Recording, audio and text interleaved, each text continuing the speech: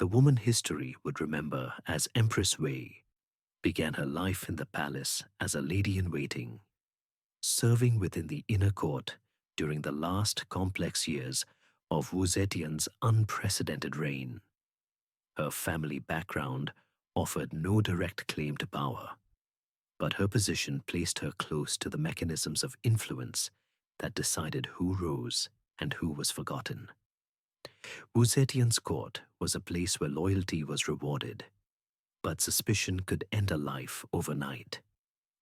Those who survived learned to move quietly, to read the shifting expressions of the sovereign, and to adapt without hesitation when alliances changed. Wei absorbed these lessons early, understanding that beauty might open a door, but calculated loyalty could keep it open long enough to step inside. In the years when Wu Zetian's authority began to weaken under pressure from aging, illness, and the growing ambitions of her heirs, Wei saw that proximity to the future of the dynasty could matter more than service to the present ruler. The sons of Wu Zetian, each maneuvering for position, carried not only claims to the throne, but also vulnerabilities. Among them was Li Xian, the reinstated Emperor Zhongzong, who had been deposed and later restored to imperial favor. His position was complicated, balancing gratitude to his mother with the knowledge that her approval could be withdrawn at any time. Wei understood that a ruler who had once been overthrown might value unwavering personal allegiance even more than political skill. Through carefully measured interactions, Wei gained Zhongzong's attention. She did not seek to challenge Wu Zetian directly, nor did she attempt to disrupt the Empress's existing network of trusted aides. Instead, she worked within the quiet spaces of court life, using her role to be seen as indispensable, yet unthreatening. In a court where open ambition was dangerous, she allowed others to underestimate her, letting her influence grow in private moments rather than public confrontations. By aligning herself with Zhongzong before his final ascension, she positioned herself as both confidant and supporter, a role that would become critical when the balance of power shifted. The fall of Wu Zetian's direct control was not a single event, but a gradual erosion. Court officials, sensing the decline of her authority, began to plan for a transition that would restore the Tang line under one of her sons. Wei remained in place, neither obstructing these changes nor pushing herself forward too soon. She cultivated relationships with members of Zhongzong's circle, especially those who would benefit from his restoration. This network of loyalties, built quietly, would later serve as the foundation of her influence. When Zhongzong returned to the throne in 705, after the coup that forced Wu Zetian's abdication, Wei's calculated patience paid off. She was elevated to the position of consort, a title that brought both ceremonial duties and access to the emperor in matters beyond ritual. From this point, her role was no longer limited to the inner palace. She began to be seen at audiences, participating in court functions that allowed her to observe the rivalries among ministers, military commanders, and members of the imperial family. The years of serving under Wu Zetian had taught her that the court was as much a battlefield as any front line, and survival required anticipating threats before they became open challenges. Her new rank also placed her under greater scrutiny. The Tang aristocracy, long resentful of Wu Zetian's power, regarded any woman with influence over the emperor as a potential repeat of that precedent. Wei responded not by withdrawing from politics, but by learning to work within the emperor's trust, framing her counsel as loyalty to his judgment. She supported his policies in public, ensuring that her name was associated with his successes while allowing others to bear the weight of unpopular decisions.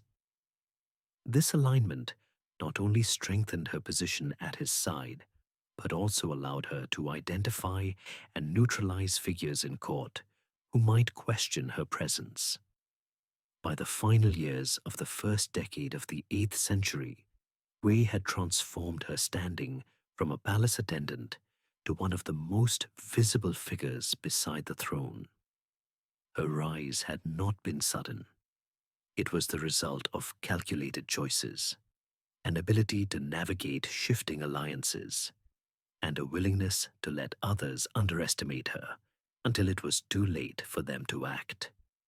In the structure of the Tang court, where titles could be lost overnight and alliances dissolved without warning, her position as imperial consort was both a reward and a challenge.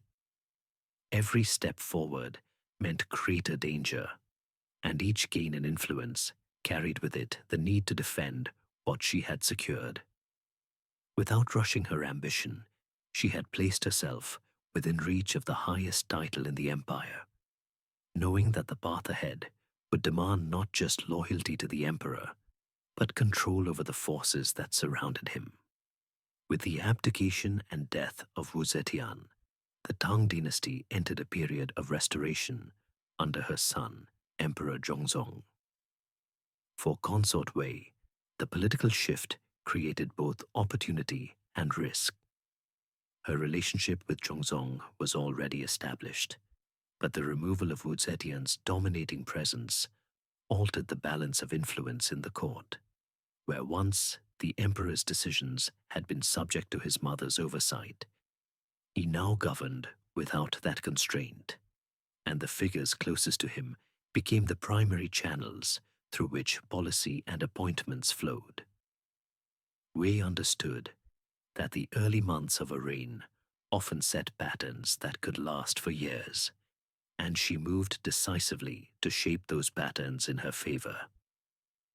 Her advancement from consort to empress required more than the emperor's personal favor.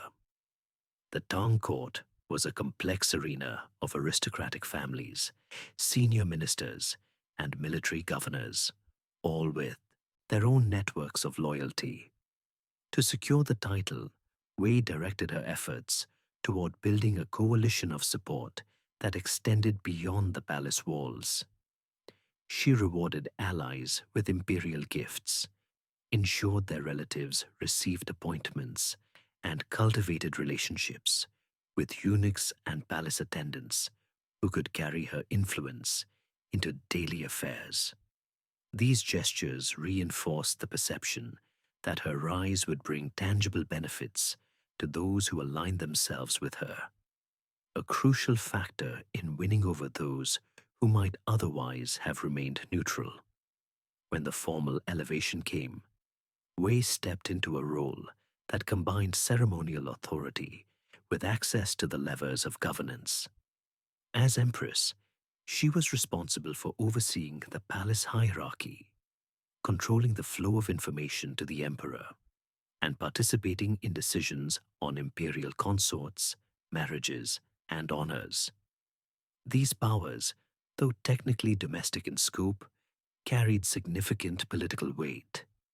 Control over the palace meant influence over which officials gained an audience, which petitions reached the emperor's desk, and which factions felt secure enough to press their agendas. Wei's approach was methodical, ensuring that decisions served to strengthen her position while limiting the ability of rivals to build independent bases of power. Her new status, however, drew sharper attention from members of the Li imperial clan, many of whom had endured years of marginalization under Wu Zetian, and viewed the return of Tang Mal succession as a chance to restore traditional authority. To them, the growing prominence of Empress Wei risked repeating a pattern they sought to end: the centralization of power in the hands of a woman at court. These suspicions were intensified by her close relationship with her daughter, Princess Anlei, whose own ambitions for influence were becoming visible. The Li princes, particularly those with potential claims to succession, began to view Wei not merely as the emperor's wife, but as a political actor capable of shaping the future of the dynasty in ways that might exclude them. Wei navigated this resistance through a balance of concession and firmness.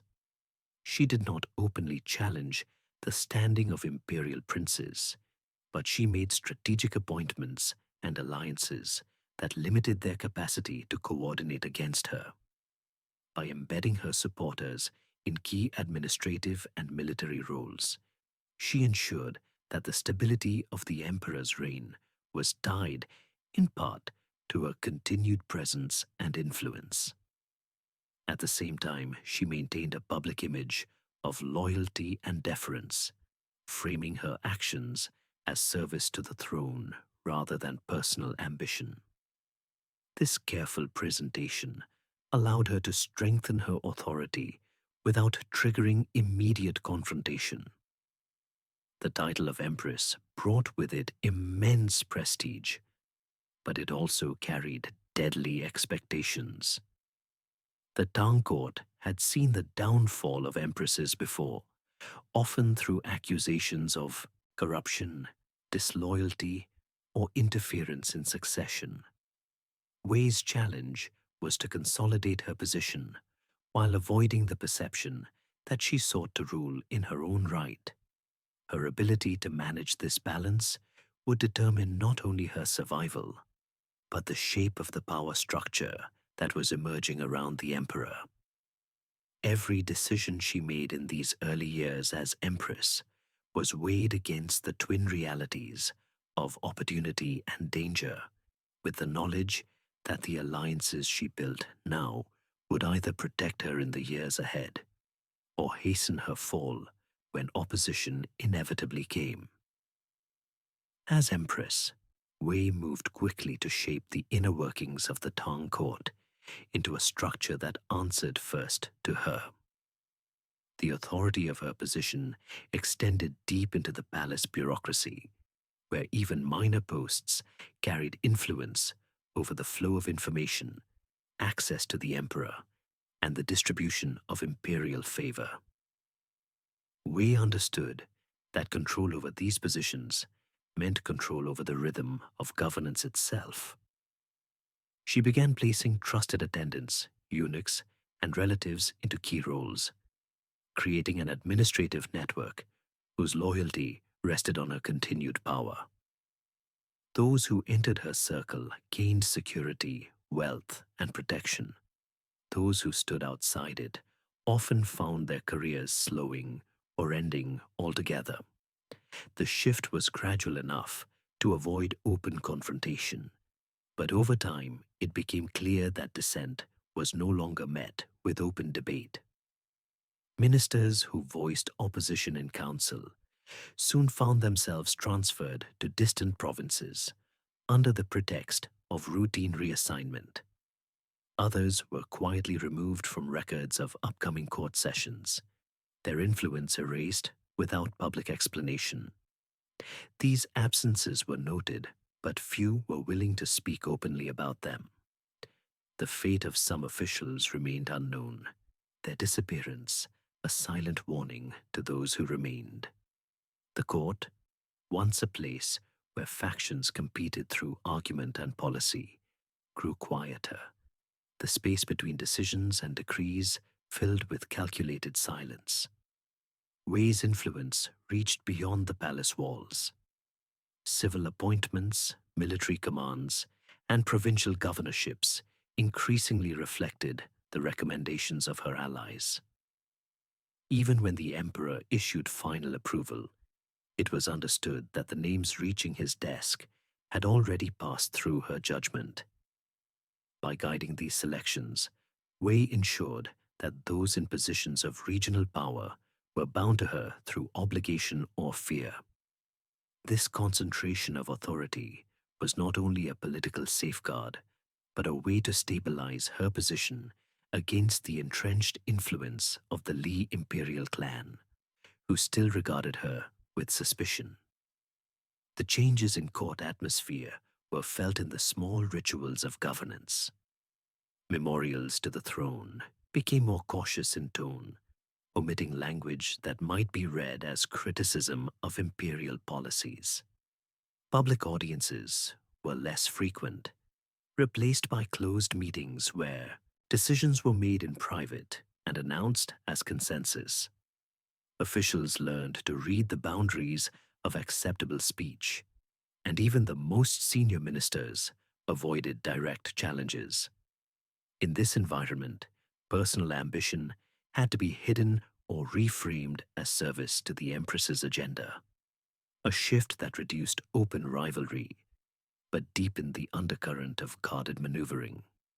Wei maintained the appearance of balanced governance by preserving formal structures, but their operation now favored predictability over open discourse. The sense that political survival depended on her favor was reinforced by the steady promotion of her allies, many of whom lacked strong family connections but owed their rise entirely to her.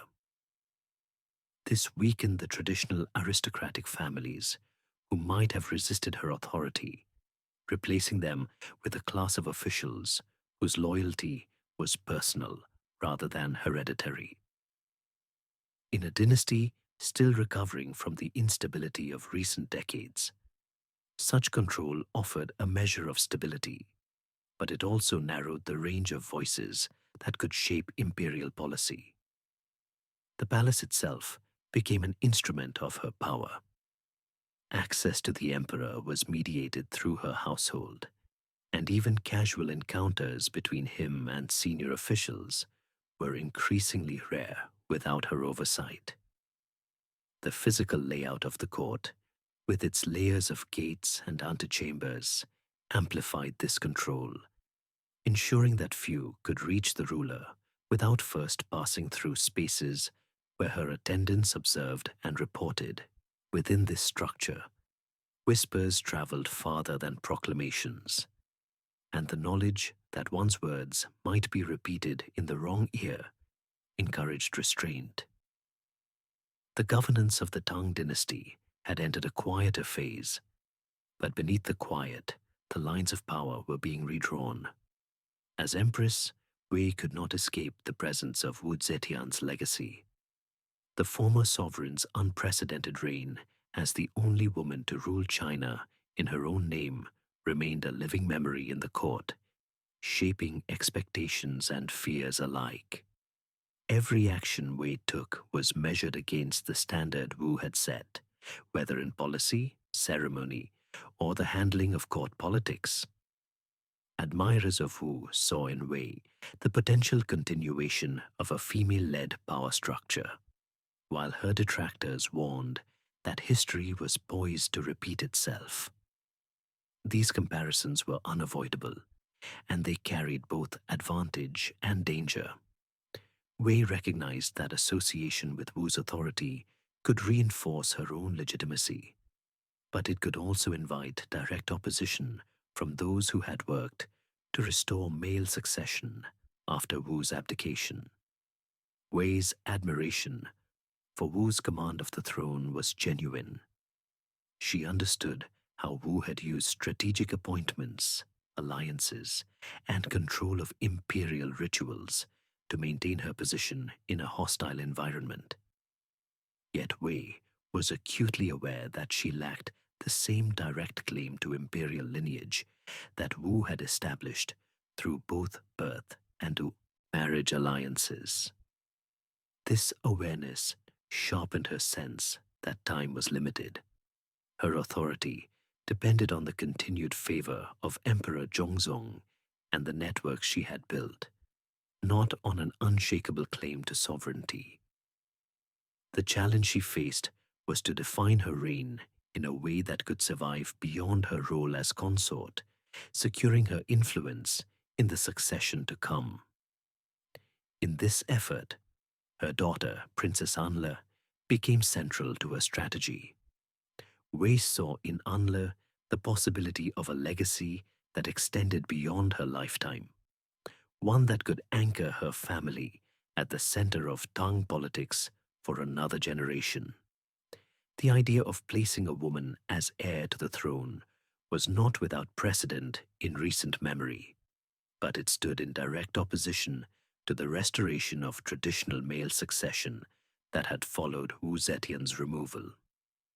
Even the suggestion of such a change carried the risk of uniting factions against her.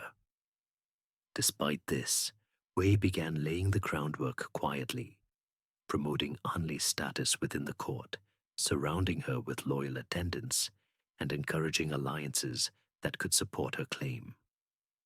The Tang aristocracy reacted with growing unease. Princes of the Li family, long wary of Wei's influence, saw in this maneuver a direct threat to their hereditary rights. The prospect of another woman wielding ultimate power, whether in her own name or through marriage, evoked memories of political displacement under Wu Zetian. This unease was not confined to the imperial clan.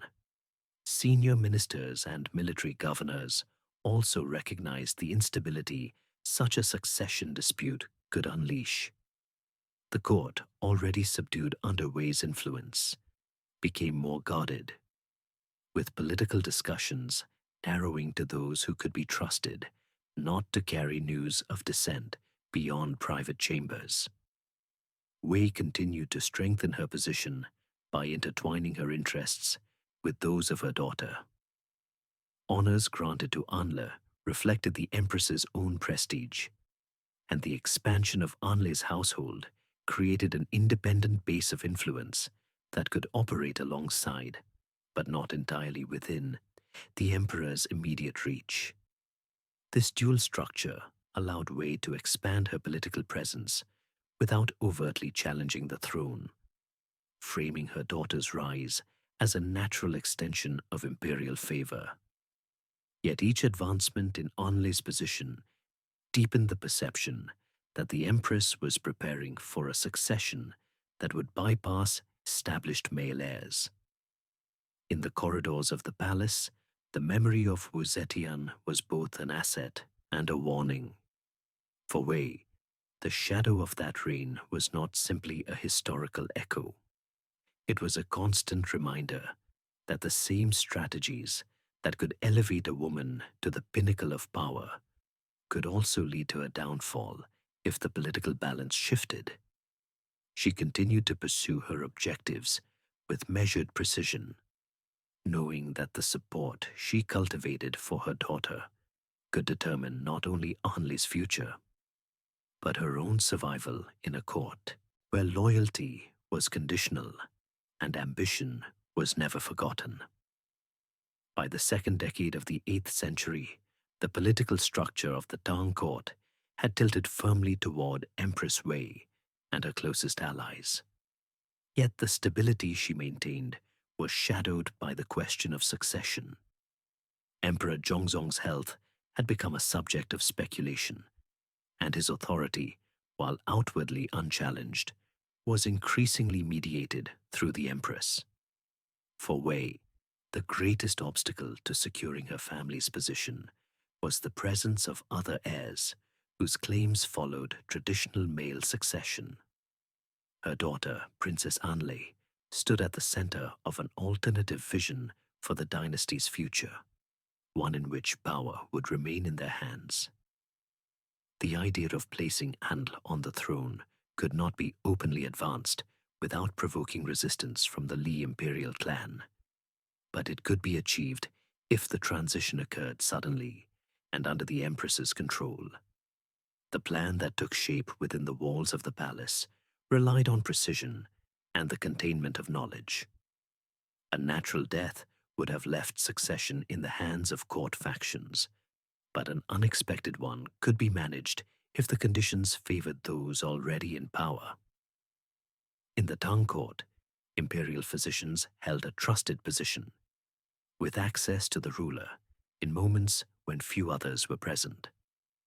Wei and Anle cultivated influence over members of this circle, ensuring their loyalty through patronage, advancement, and the unspoken understanding that survival in court politics often depended on serving the strongest power.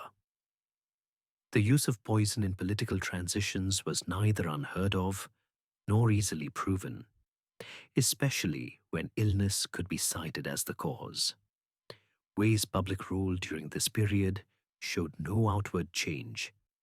She continued to preside over ceremonies, receive dignitaries, and oversee palace affairs. Yet beneath these duties, she carried the weight of a conspiracy that demanded absolute silence.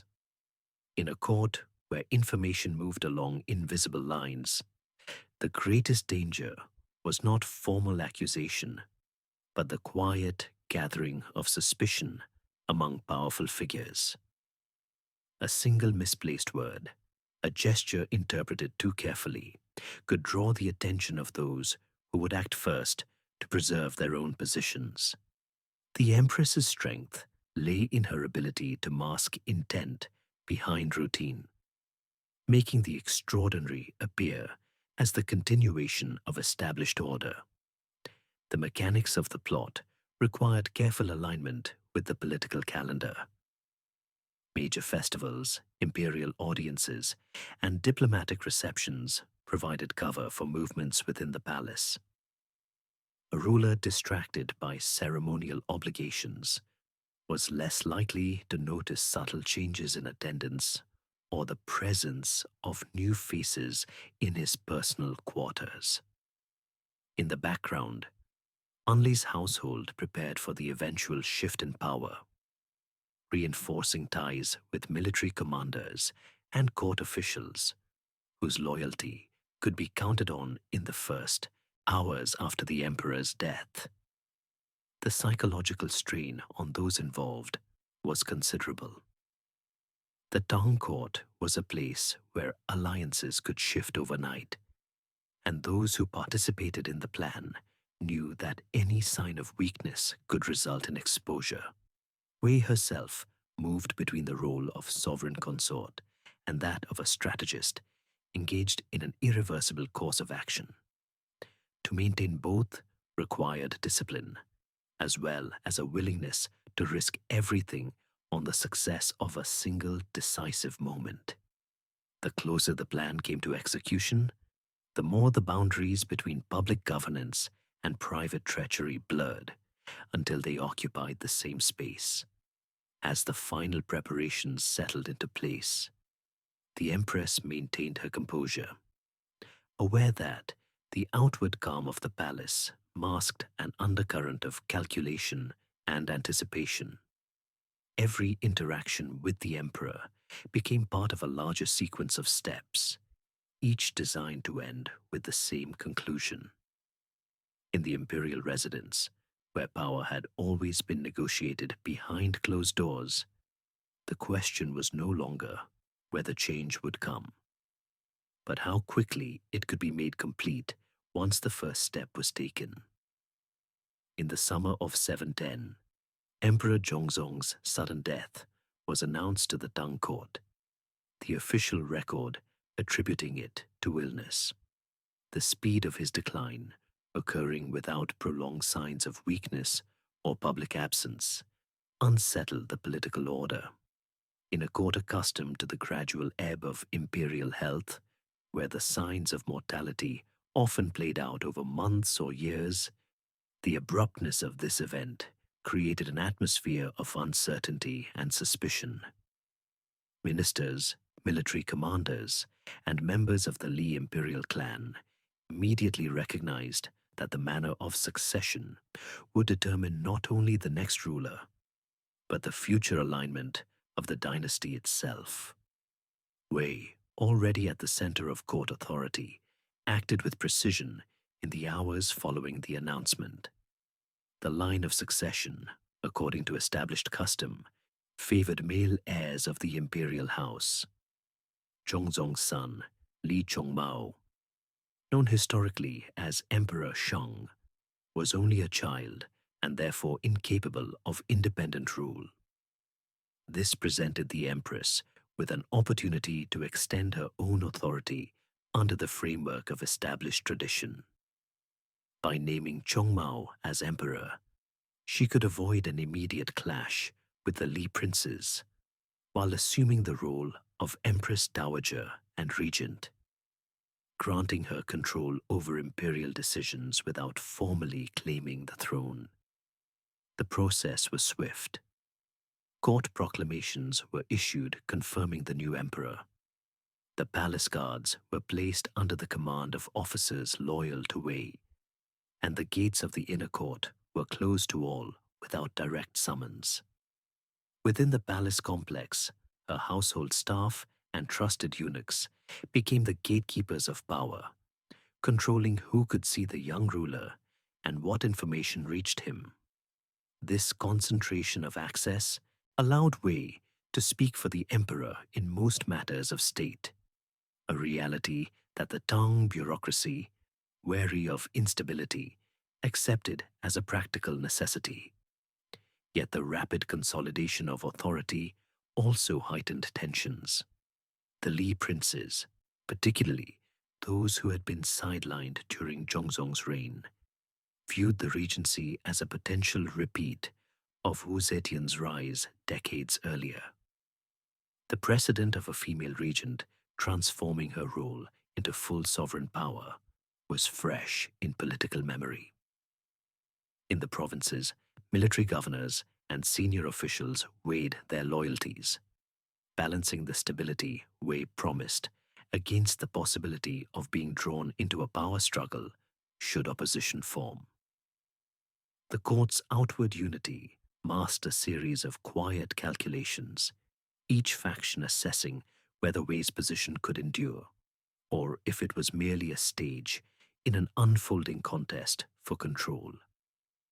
Inside the palace, the transformation into a fortress was both physical and procedural. Access points were monitored, visitors recorded, and audiences granted only under the strict supervision of the Empress's household. The Imperial Guard's deployment was adjusted to secure the central halls, with additional troops stationed in courtyards that had previously been open to court traffic. These measures were justified as protection for the young emperor, but they also served to insulate Wei from sudden moves by rivals. The machinery of governance continued, but with a slower rhythm, as every petition and order was examined for signs of opposition. For Wei, the regency was more than a safeguard for her stepson's reign. It was the mechanism through which she could secure the position of her daughter, Princess Anle, and preserve the political network she had built over years. The appointments made in these early days reflected the consolidation of her base. Officials known for loyalty to the Li clan were reassigned, while posts critical to military logistics and court communication were filled with allies who owed their advancement to her. These moves, while effective in strengthening her hold, also confirmed to her detractors that she intended to prolong her power beyond the young emperor's minority. The days following Zhongzong's death were marked by a fragile equilibrium. The official mourning period allowed for the deferral of certain state functions, giving Wei the time to entrench her authority. Yet beneath the ceremonial observances, the court remained alert to the possibility of sudden change. In a dynasty where succession crises had reshaped the political map more than once, the appearance of stability could dissolve quickly if any faction believed its survival required decisive action. Wei's position, though fortified by her swift response, now rested on her ability to prevent such a moment from arriving. As regent for the young Emperor Shang, Empress Dowager Wei assumed full control over the machinery of the Tang state. The court understood that imperial decrees now reflected her will, and those who sought favor adapted quickly to the new hierarchy.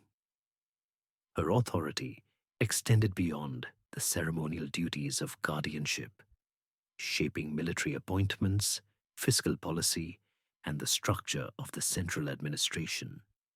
In the first months of her regency, she moved to consolidate the foundations of her power, reversing certain edicts issued under Emperor Zhongzong that had constrained her network of allies. Titles stripped from supporters during previous conflicts were restored, and lands confiscated under rival influence were quietly reassigned. These acts strengthened her immediate base, but signaled to those outside her circle that political loyalty was now the primary measure of advancement. The princes of the Li imperial clan, who had been kept at the margins of power under her late husband, recognized that the regency posed a direct challenge to their long-term interests. By tradition, a child emperor's reign served as an interlude before an adult male relative could assume the throne or guide the young ruler's development. Wei's governance disrupted this expectation, closing access to the boy and isolating him within a controlled household. In this environment, the princes were denied the opportunity to cultivate influence or prepare him to act independently when he came of age. The dowager's intent was clear: to preserve the throne as an instrument of her own authority until she could determine the terms of its future. Her policies reflected both pragmatism and ambition. Certain tax burdens on regions loyal to her were reduced, while those considered less reliable saw increased levies and tighter administrative oversight. Military commands were distributed to officers whose loyalty had been tested, ensuring that the forces guarding the capital and the imperial palace answered directly to her. These decisions reinforced stability in the short term, but narrowed the field of trusted actors to a degree that left the state vulnerable if any of her allies turned against her. The exclusion of experienced officials from decision-making, particularly those aligned with the Li clan, created administrative inefficiencies and deepened the resentment of sidelined factions. Wei's confidence in her position grew with each successfully executed policy. The court's deference, whether genuine or calculated, encouraged her to act with fewer concessions to opposing voices. Protocols that had once ensured a degree of balance in council were altered so that meetings could proceed without the participation of certain senior ministers. This centralization allowed her to implement decisions quickly, but also removed the layers of negotiation that had historically moderated imperial governance. The perception that dissent could not be safely expressed within the palace drove political opposition underground, where discontent began to form into organized resistance. The fragility of her alliances became evident as the months passed. Many of those who supported her did so out of necessity rather than conviction, and their loyalty was contingent on the benefits they received. As her patronage network expanded, the resources required to sustain it increased, forcing further reallocation of state revenues. This, in turn, strained relations with officials responsible for maintaining provincial stability, some of whom viewed her policies as favoring the capital at the expense of the empire's broader needs. Reports from the frontier indicated that certain governors were delaying the implementation of her directives, a subtle but telling sign of weakening authority beyond the palace walls. Within Chang'an, the atmosphere of control she cultivated began to work against her. The restriction of access to the emperor, the manipulation of court appointments, and the visible preference for her own kin and allies undermined the appearance of impartial rule. Tang loyalists, who had tolerated her influence under Zhongzong, now saw the regency as a long-term threat to the restoration of traditional succession. Among them were figures with military and political experience who had weathered previous changes in power and understood the value of timing in challenging a ruler. By the end of the year, the tension within the court was no longer a matter of isolated dissatisfaction. Networks opposed to her regency began to connect, sharing information discreetly and identifying common objectives. While no public challenge had yet emerged, the conditions for one were forming. Wei's ability to govern through authority and patronage had reached its natural limits. Every further step towards centralizing control increased the risk that her opponents would act in concert.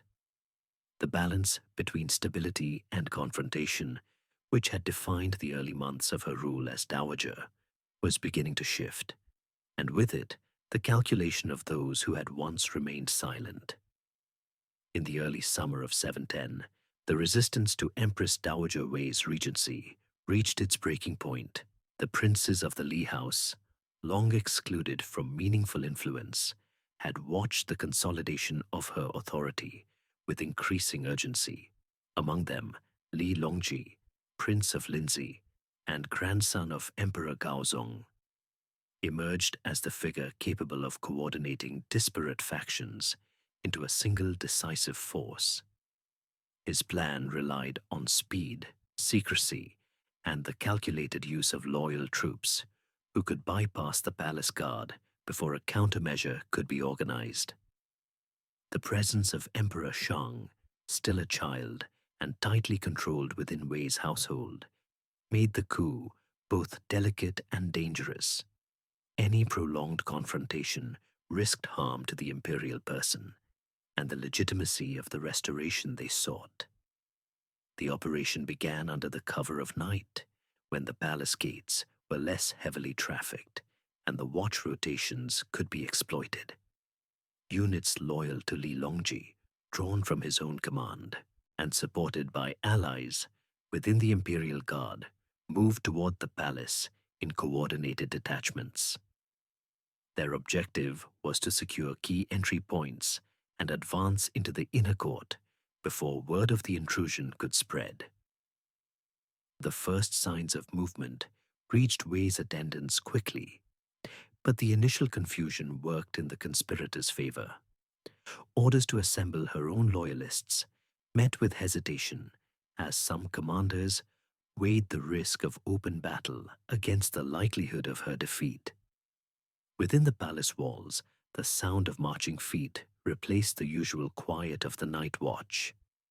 Barricades were hastily erected in the corridors leading to Wei's private apartments, composed of furniture, screens, and whatever could be moved into place by her household staff. Eunuchs and attendants were pressed into service alongside guards, but the defense was improvised and uneven. The speed of the coup left little time to rally those stationed in the outer halls, and messages sent to call for reinforcements often failed to reach their intended recipients. Some officers, recognizing the momentum of the attackers, abandoned their posts entirely, choosing to align themselves with the advancing faction rather than resist. The attackers pressed forward with the precision of a force determined to end the confrontation before dawn. Rooms that had been centers of quiet administration hours earlier became points of struggle, with control shifting rapidly as defenders were pushed back. Wei's strongest supporters attempted to hold the entrances to the inner palace, aware that breaching these thresholds would end any chance of organized resistance. The fighting remained brief but decisive. The attackers, outnumbering the defenders at each point of contact, advanced without allowing time for regrouping. In the midst of the collapse, the young emperor's position was secured by the conspirators, ensuring that no harm could come to him during the transition. This move deprived Wei of her most immediate claim to legitimacy, leaving her without the symbolic power that the regency had provided. Isolated in her quarters, with only a small contingent of loyal guards remaining, she faced the reality that her authority, built over years of calculated appointments and strict control of the palace, had disintegrated in the space of a single night. By the time the first light began to touch the edges of the city, the coup was effectively complete. The palace gates, once controlled by her appointees, now stood under the watch of soldiers loyal to Li Longji and his allies. Those who had formed the backbone of Wei's administration were under guard or had fled into the city, seeking safety in the homes of relatives or disappearing into the anonymity of the capital's streets. The network of influence she had constructed, reliant on proximity to the throne and the machinery of the court, had no means of survival once those structures fell into other hands. Her fate, though not yet publicly declared, was already decided by the new balance of power that had taken shape before the city fully woke. In the hours following the coup, Empress Dowager Wei was taken into custody by the victors. The regalia and insignia of her authority were removed, reducing her from sovereign guardian of the throne to a prisoner within the same palace she had once commanded. There was no formal trial, no public hearing to determine her guilt. The decision for her death had already been made by those who now held power. The speed of the judgment reflected both the political urgency of the moment and the belief that any delay could invite resistance from remnants of her faction. By stripping her of titles before the execution, the court ensured that she would leave no claim to imperial burial or posthumous honor, erasing the legitimacy she had constructed over years of influence. Her death was carried out without ceremony. The body of the former Empress Dowager, once central to the empire's ritual and governance, was disposed of in a manner designed to deny her any symbolic afterlife in the state's memory. This denial extended to the records themselves. Her name and the titles associated with it were systematically removed from official histories and palace archives. The same scribes who had once documented her decrees now followed orders to omit her from the continuity of imperial narrative, ensuring that her reign as regent would not be celebrated or remembered with honor. In the court's official version of events, her presence in governance was reduced to a brief and cautionary mention.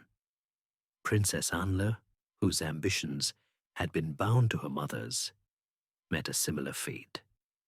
Her position as a potential claimant to the throne, coupled with her active participation in the consolidation of Wei's power, marked her as a threat to the restored Li authority. The execution of the daughter, like that of the mother, was as much an act of political necessity as it was a demonstration of the new regime's resolve. With their deaths, the direct line of Wei's political influence was severed, and any loyalists who might have used Anle as a rallying figure were left without a central cause. The purge extended beyond the executions. Relatives of Wei and Anle, along with prominent members of their faction, were dismissed from office, exiled to distant provinces, or stripped of rank entirely. The redistribution of these positions served to reward those who had supported the coup, while dismantling the networks that had sustained the Wei household's dominance. This restructuring was swift, underscoring the determination to prevent any revival of her influence. The erasure of Wei's political legacy was as deliberate as her removal from power. In an empire where ritual and record preserved the image of authority for centuries, The denial of proper burial rites and the omission from honored genealogies were forms of posthumous condemnation. By controlling the historical narrative, the Li Restoration ensured that Wei's rule would be remembered, if at all, as a warning rather than a precedent. Her downfall became a reference point for the limits of influence permitted to those who sought to govern from behind the throne. The fall of the Wei household was complete within days.